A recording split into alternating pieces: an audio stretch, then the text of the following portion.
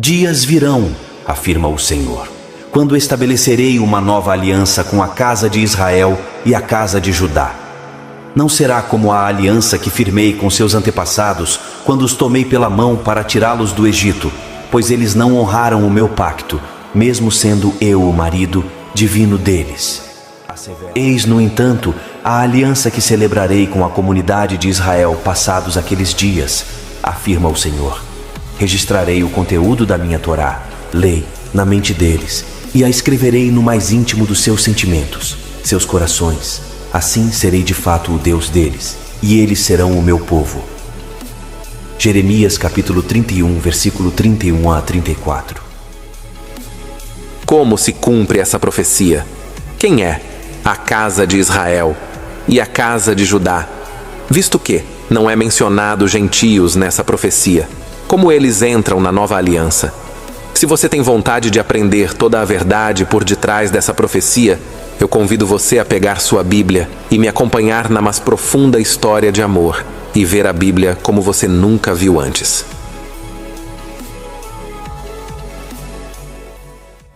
Para começarmos a entender, temos que voltar a aproximadamente 4.000 anos, onde nasceu em Ur dos Caldeus, uma cidade pagã, onde as divindades veneradas eram a lua e o sol, um personagem bíblico cuja influência transcendeu as eras, Abraão, descendente de Sem, filho de Noé.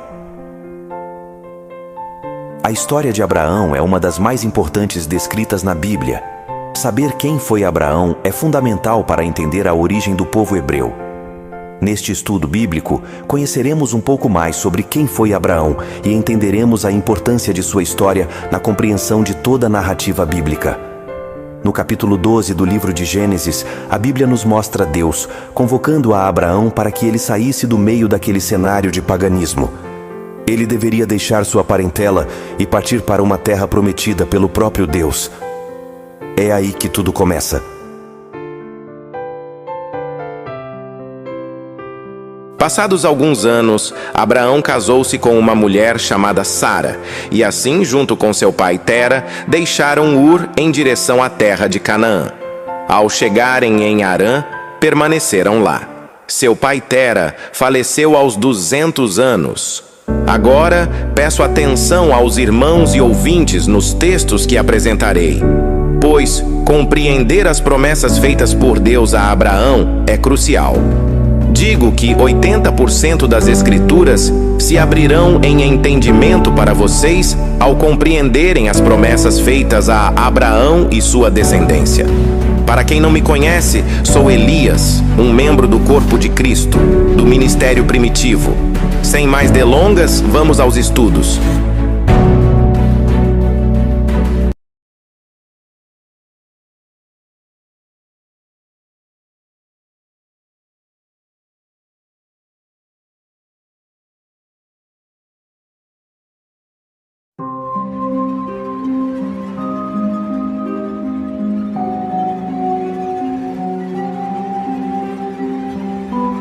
Então o Senhor veio a Abrão e lhe ordenou: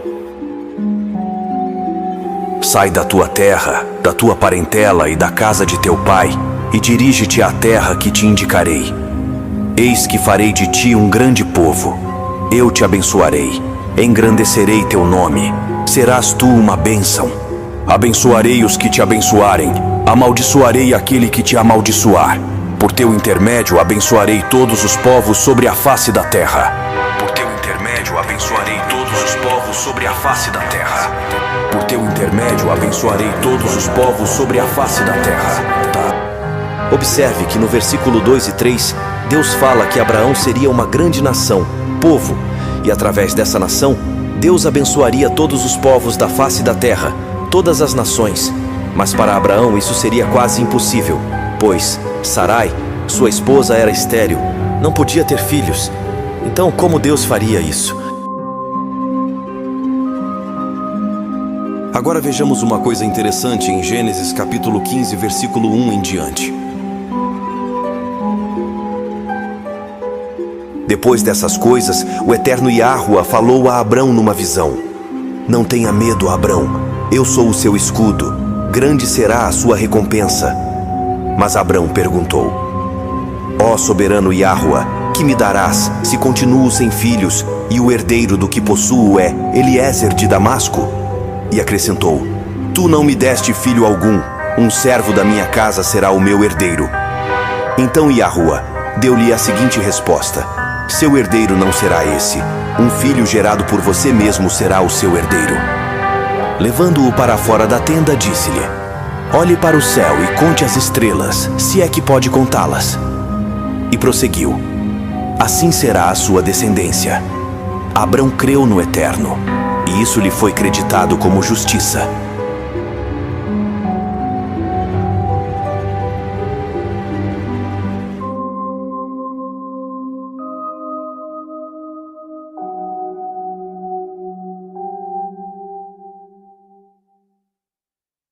O ponto que eu quero que os irmãos prestem atenção agora é nos versículos 5 e 6. Se vocês observarem direitinho, verão que Abraão está se lamentando de não ter nenhum filho de seu próprio sangue, um descendente ainda. Só que Deus promete a ele que terá um filho de suas próprias entranhas, de seu sangue, um descendente. Mas o ponto em questão está quando Deus leva ele para fora e mostra as estrelas do céu e fala que a sua descendência física. Observem que aqui ele está falando para Abraão que sua descendência física seria tão grande que ninguém poderia contar. Digo física de sangue, porque muitos religiosos querem levar esse texto para um sentido espiritual, falando que esses descendentes de Abraão são espirituais, mas aqui na narrativa está falando de descendência física de Abraão, e isso é importante, porque lá, mais na frente em Apocalipse, João faz referência a esse texto. Mas que os irmãos gravem que essa descendência é física citada no texto, porque através desse texto vamos conseguir entender muitas coisas daqui para frente.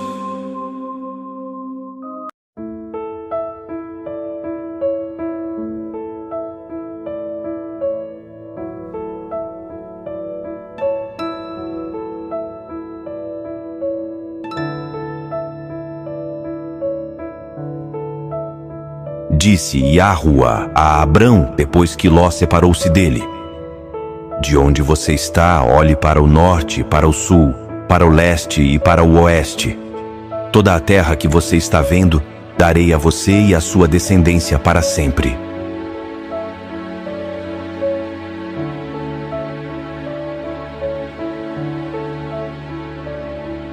Tornarei a sua descendência tão numerosa como o pó da terra.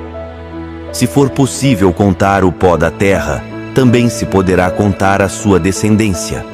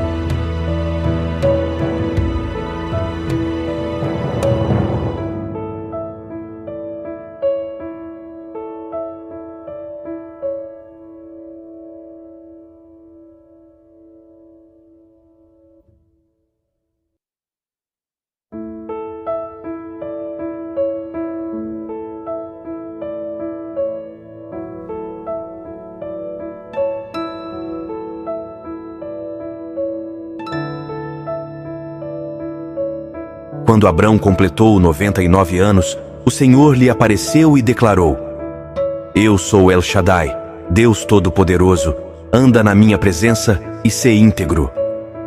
Eis que estabeleço a minha aliança entre mim e ti, e multiplicarei grandemente a tua descendência.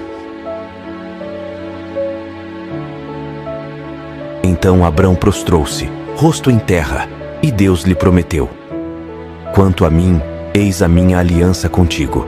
Serás pai de uma multidão de nações, e não mais te chamarás Abrão, mas doravante teu nome será Abraão, pois eu te faço pai de muitas nações. Eu te tornarei extremamente fecundo, de ti farei nações, e reis sairão de ti. estabelecerei minha aliança entre mim e ti, e teus futuros descendentes, de geração em geração, uma aliança perpétua, para ser o teu Deus e o Deus de tua raça, depois de ti.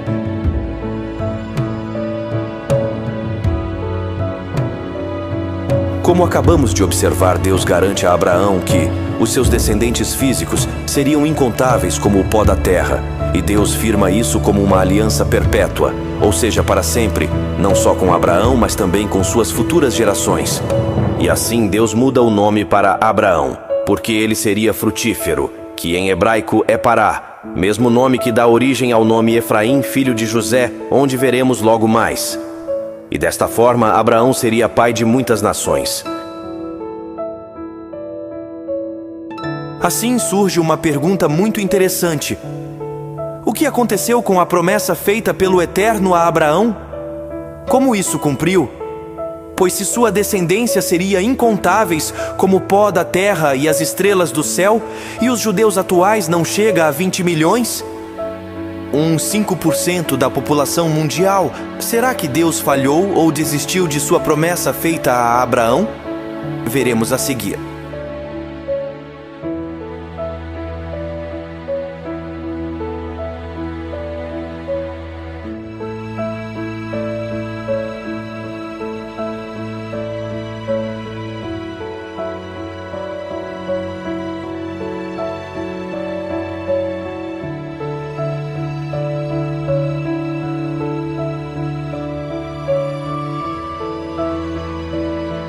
O Senhor apareceu a Isaque e disse: Não desça ao Egito, procure estabelecer-se na terra que eu lhe indicar.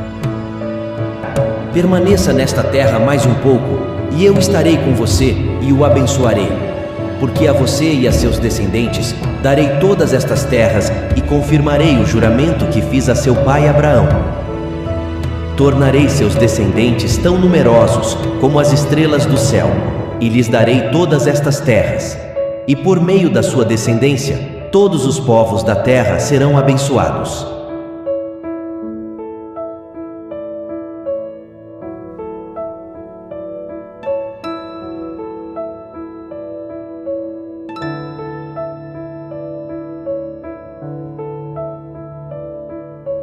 Ao lado dele estava o Senhor, que lhe disse: Eu sou o Senhor, o Deus de seu pai Abraão e o Deus de Isaque.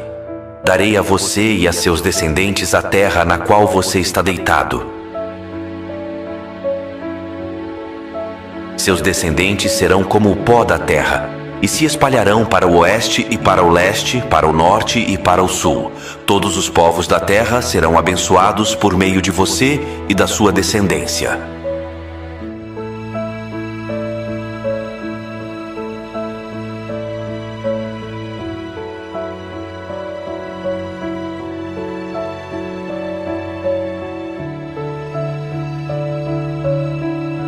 E assim, a promessa feita a Abraão foi passada a seu filho Isaque e depois ao seu neto Jacó.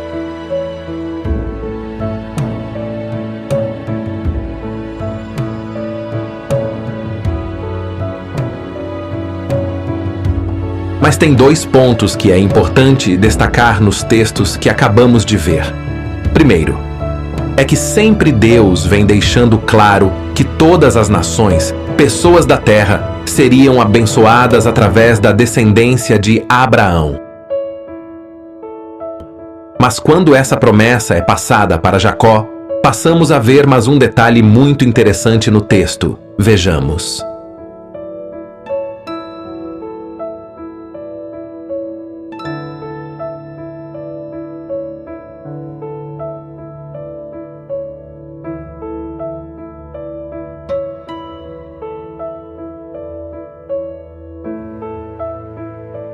Primeiro ponto, seriam como o pó da terra. Segundo ponto, espalhariam-se aos 4 cantos da terra. Terceiro e mais importante ponto, assim abençoariam todas as nações da terra. Percebe-se que aqui, no versículo 14, já é colocada uma certa ordem de como isso iria se cumprir. Mas para ficar mais claro, vamos dar sequência aos estudos.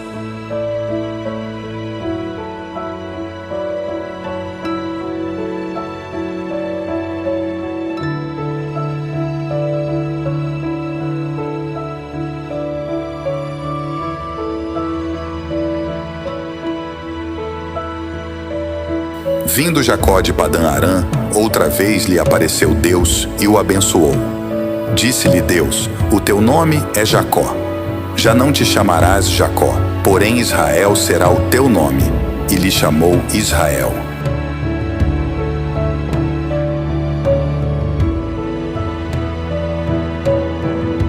Versículo 11. Disse-lhe mais: eu sou o Deus Todo-Poderoso. Sê fecundo e multiplica-te. Uma nação e multidão de nações sairão de ti, e reis procederão de ti.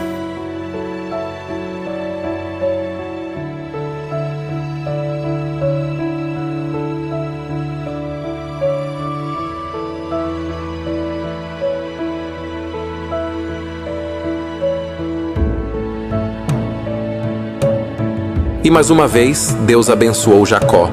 E através dessa bênção podemos ver mais detalhes interessantes. Deus muda seu nome para Israel e fala para ele se frutificar e se multiplicar. Frutificar, ser fecundo e se tornar uma nação, as 12 tribos de Israel ou os israelitas. E se multiplicar, essa nação se multiplicaria e se tornaria uma multidão de nações espalhados pelos 4 cantos da terra. Por isso que no texto fala uma nação, Israel, e uma multidão de nações, povos sobre a face da terra. E uma coisa bem interessante que eu queria chamar a atenção também é na palavra multidão escrita no texto. Essa palavra em hebraico é kahal hagoi, que significa congregação, um pouco diferente da palavra multidão quando essa mesma bênção é dada a Efraim, onde Deus vai começar a realizar seu grande propósito da promessa feita a Abraão. Vejamos. Gênesis capítulo 48, versículos 8 a 19. E Israel viu os filhos de José e disse: quem são estes? E José disse a seu pai: eles são meus filhos que Deus me tem dado aqui. E ele disse: peço-te, traze-mos aqui, para que os abençoe. Os olhos de Israel, porém, estavam carregados de velhice, já não podia ver. E fê-los chegar a ele, e beijou-os, e abraçou-os. E tomou José a ambos, a Efraim na sua mão direita, à esquerda de Israel, e Manassés na sua mão esquerda, à direita de Israel, e fê-los chegar a ele. Mas Israel estendeu a sua mão direita e a pôs sobre a cabeça de Efraim, que era o menor, e a sua esquerda sobre a cabeça de Manassés, dirigindo as suas mãos propositadamente, não obstante Manassés ser o primogênito. E abençoou a José e disse: o Deus em cuja presença andaram os meus pais Abraão e Isaque, o Deus que me sustentou desde que eu nasci até este dia.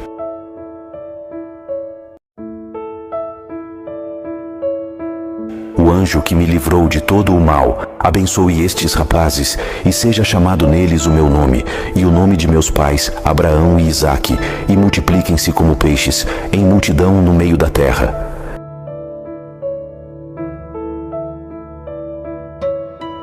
Vendo, pois, José que seu pai punha a sua mão direita sobre a cabeça de Efraim, foi mal aos seus olhos, e tomou a mão de seu pai, para transpor de sobre a cabeça de Efraim a cabeça de Manassés.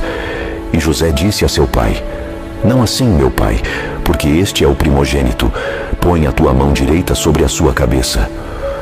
Mas seu pai recusou e disse: eu o sei, meu filho, eu o sei. Também ele será um povo, e também ele será grande. Contudo, o seu irmão menor será maior que ele, e a sua descendência será uma multidão de nações.